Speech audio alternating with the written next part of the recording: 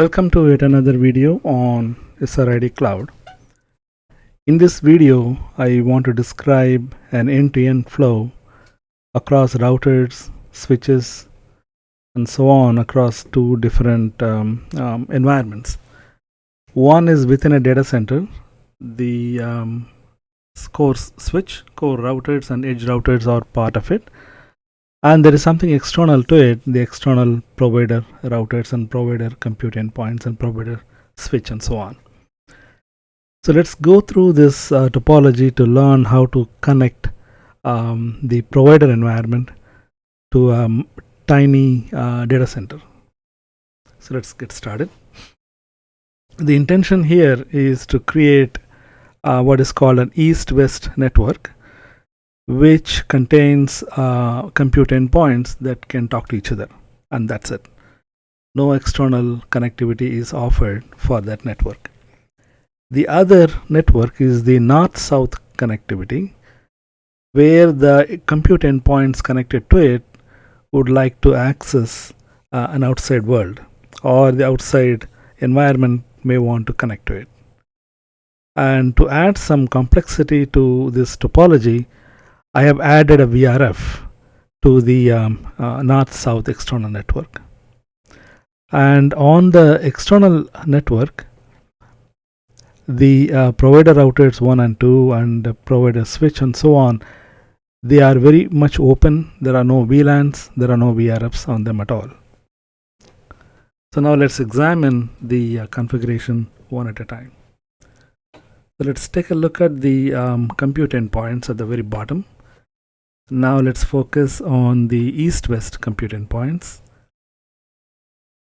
Let me open it up and make it a little bit bigger.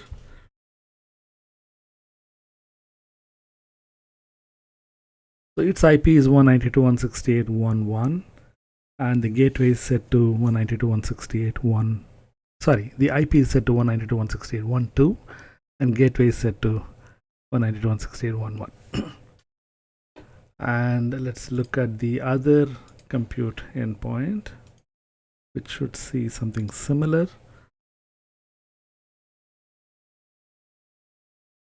192.168.1.3 is its IP and gateway 192.168.1.1. And these two compute endpoints will be able to talk to each other. Let us ping the other one.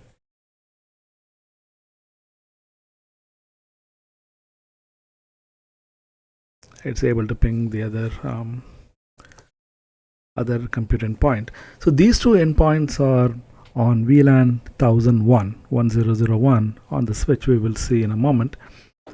And since these two are on the same VLAN, they are able to talk to each other. And now let's go to the VLAN 1000, the north-south network. Let us take a look at this one first.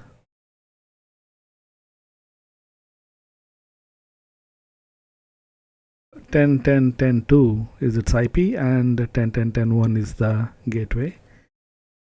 And now let's look at the other compute endpoint.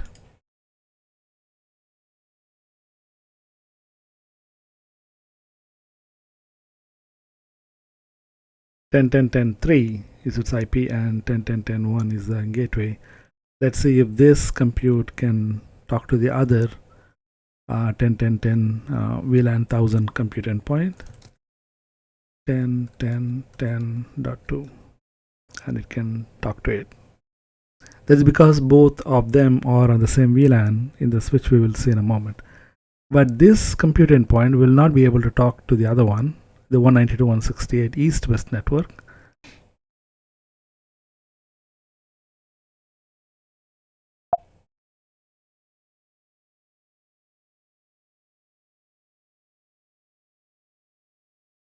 And I just want to make sure that the fast Ethernet 0, 1, 2, 3, and 4 are all in the up state. And I also want to make sure that the interfaces 0 and 1 are on the VLAN 1000 and interface 2 and 3 are on VLAN 1001. Let's do a show run. Skip all these things. There it is. The 00 is on VLAN 1000, 01 is on VLAN 1000 as well. 02 and 03 are on VLAN 1001. And the connectivity from the switch to the core router is on a trunk, so that it can carry both the VLANs to the router. So now let's switch over to the core router.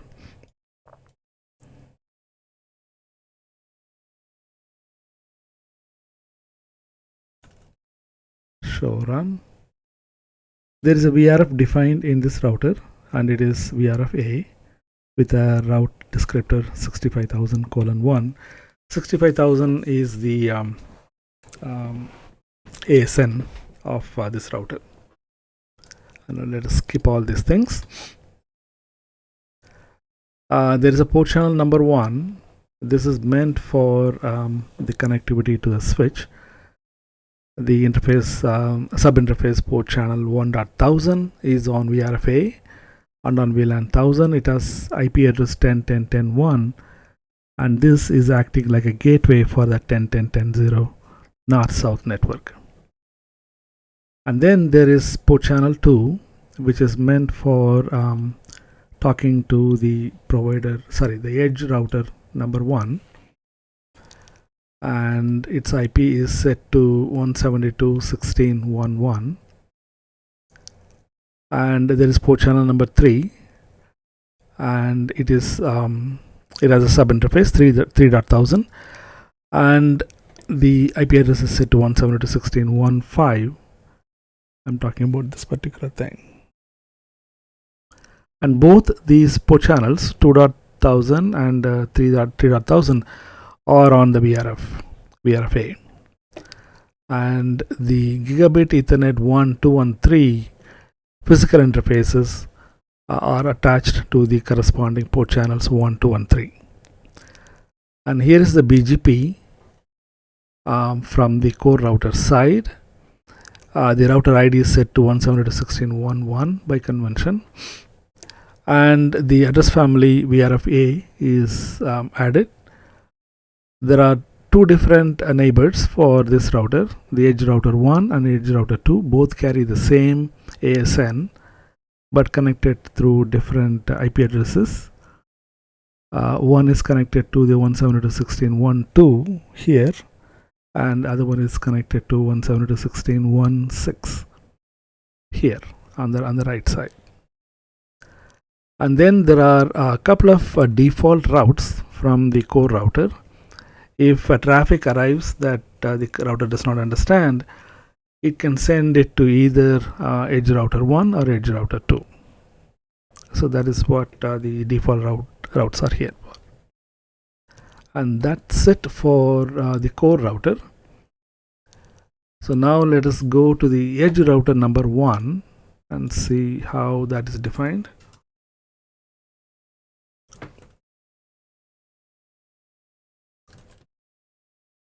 So once again, there is a VRFA defined in this router as well, with 61,000:1 is the router descriptor.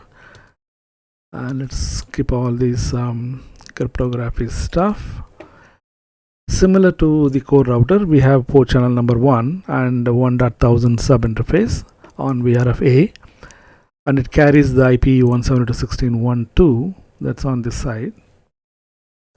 And port channel number 2 is also on VRFA, and it contains the IP address 172.16.2.1, which is here, which goes to the provider router. And the port channel 3 and its sub interface 1000 is also on VRFA, and its IP address is 172.16.2.5, and it is connected to the provider router number 2. So this is a crisscross connection. The edge routers are connected to both provider routers. This is one of the requirements for this topology. And the physical interfaces gigabit Ethernet 1, 2 and 3 are attached to the corresponding port channels. And here is the BGP from the edge router number 1 perspective. Its router ID is 172.16.1.2 by convention, and the address family is on VRFA. There are three routers connected to this particular router.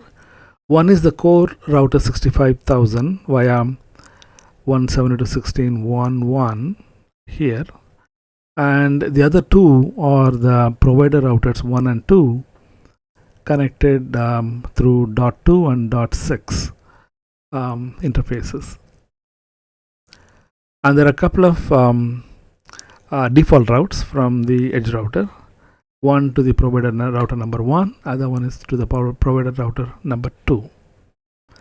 And if you notice carefully, the route is on VRFA, but it is pointing to the global on the other end, because 172.16.2.2 and 2.6 are on the global routing table. We are not going to define the VRFs on provider routers 1 and 2.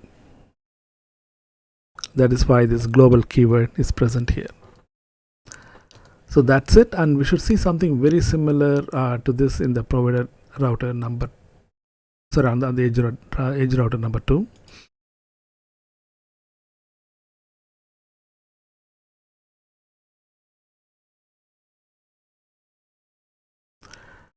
Let me do show run. Now we should see exactly the replica of what we just saw. There's a VRF, and there are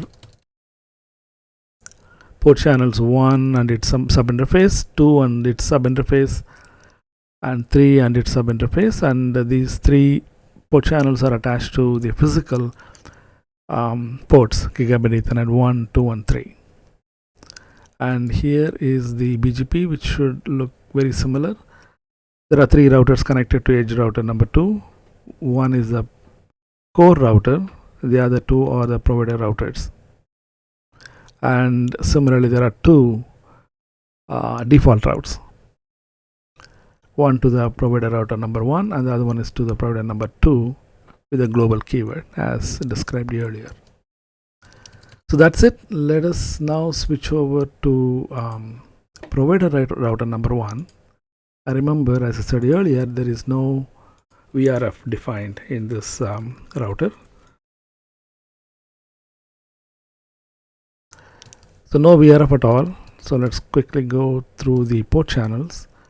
There are 3 port channels here as well. There are only 2 port channels connected to the edge router 1 and 2. For the third connectivity to the provider switch, there is no port channels. The IP is set directly on the interface, physical interface. So port channel number 1, its sub interface is 172.16.2.2, which is here on the southern side connecting edge router number 1, and port channel number 2 is 172.16.2.10, which is here, and it is connected to edge router number 2. And the port channels are attached to the physical ports. And finally, the Gigabit Ethernet 3, it does not have any port channels. It is directly the IP is set directly on it, 10.10.20.2, towards the provider switch. And I have also added an HSRP as a standby. We will talk about it in a moment when we go to the provider compute endpoint. So for now, just assume that the 10.10.20.1 is a standby IP address for this router. And here is the BGP.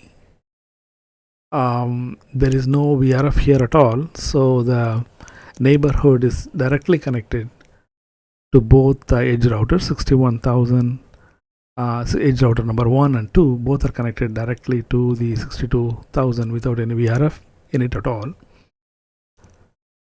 And there are no default routes. There's no need for any default routes in provider router. And we should see something similar in the provider router number 2.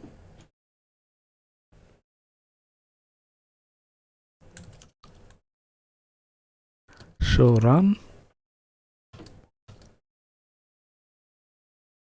And something similar, port channel number 1 and its sub interface. 2.14 is its IP here, and 2.6 is the other IP here. And the Gigabit Ethernet 1 and 2 have the port channels attached to them, and the Gigabit Ethernet 3 directly has an IP 10.10.20.3 with a standby IP 10.10.20.1. And here is the same BGP connecting to edge routers 1 and 2 via 2.5 and 2.13. These two IP addresses, and there are no default routes at all here. So now let us look at the switch, which should not have anything in it at all.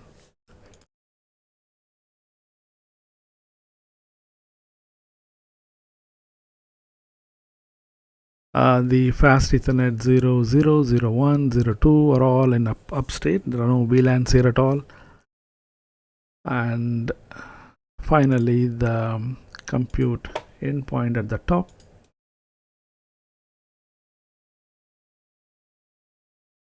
and show IP shows its IP as 10.10.20.4, and its gateway is 10.10.20.1. So this compute endpoint has two routers attached to it, and since there can be only one gateway, I used HSRP. So depending on the redundancy factor, depending on the failure, depending on the up and down state of these routers, one of the two paths will be used during runtime. So either the packets will flow through provider router number 1 or number 2 through the HSRP standby IP 10.10.20.1 attached to both the routers. So now let us try to ping the 10.10.10.2 IP from here.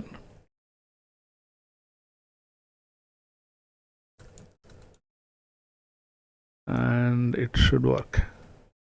Similarly, I will try to ping the .3 IP, and it works. And now let me try to ping the east-west network, ping 192.168.1.2. It should not work as expected because we did not publish the east-west network 192.168.1.0 in the BGP of a core router. So we can go back and take a look at it again. So this is core router again, and look at the BGP definition.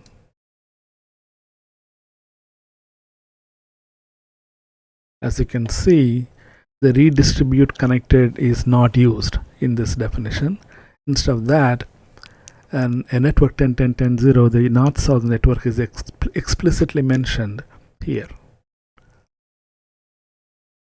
If instead of doing this, if I added redistribute connected, then the 192.168.1.0 network would have also got added to the BGP, and that would have defeated the purpose of the east-west network setup.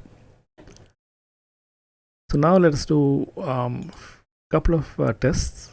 Let us see if we can ping the provider compute endpoint 10.10.20.4 from one of the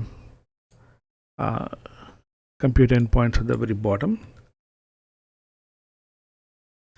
10.10.20.4. Sorry. .3 being the router. Yeah, it works. And let me try to ping that 10.10.20.4 from one of the 192.168 east-west network endpoint.